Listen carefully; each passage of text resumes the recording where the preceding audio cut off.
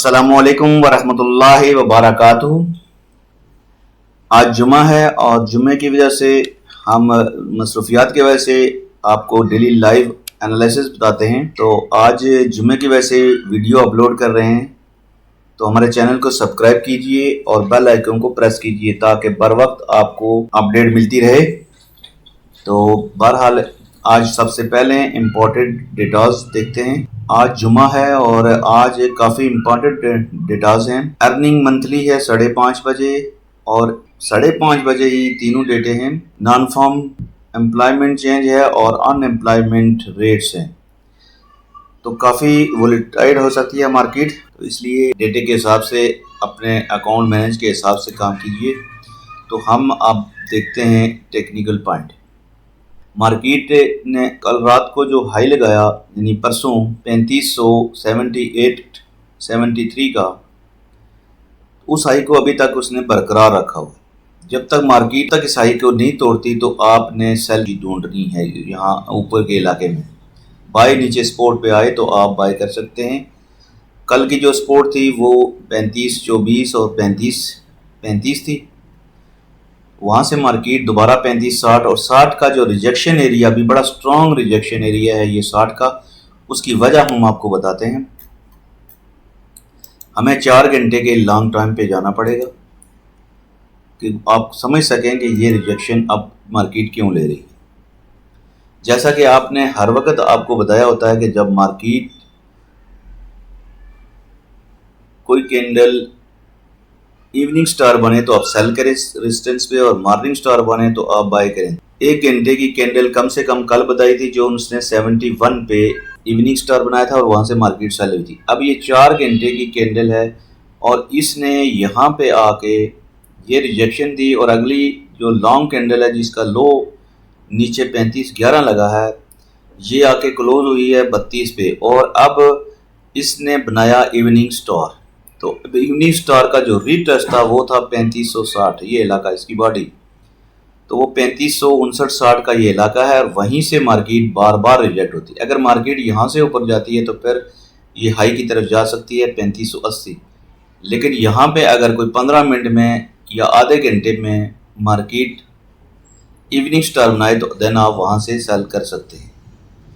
और डेटा के बाद जो मार्केट काफ़ी अच्छी मूव देगी आपको, तो ज़्यादा ऊपर मार्केट अगर यहाँ पे रहे और कोई ऐसा ही सिग्नल आपको दे सेल का तो आपने वहाँ पे सेल लगानी है, जिसका स्टॉप यहाँ नज़दीक ही है। अगर यहाँ से मार्केट ऊपर निकलती है तो 80 तक मार्केट को फिर देखना चाहिए। यहाँ से अगर कोई रिजेक्शन कैंडल बनाए इवनिंग स्टार तो देन आप वहाँ से सेल कर सकते हैं। अदरवाइज मार्केट की जो नीचे सपोर्ट है वो आज के दिन के लिए वो 3540 की सपोर्ट है जो कल से बरकरार है और यहाँ से मार्केट दोबारा उठ जाती है और ये सपोर्ट अगर टूटती है तो फिर अगली नेक्स्ट सपोर्ट जो है वो इसकी 3524 के पास है।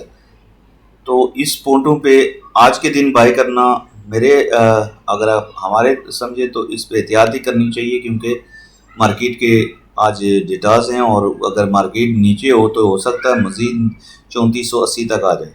तो अगर मार्केट ऊपर रहती है और कोई रिजेक्शन कैंडल दे तो आपने यहाँ पे सेल ट्राई करनी है। और अगर मार्केट डेटे के बाद अगर उसके हिसाब से फिर आप देख लें, वो डेटे ज़्यादा असरअंदाज तो होते हैं अगर डेटा अच्छा आए, उस हिसाब से जो मार्केट में आप मैनेज कर लें।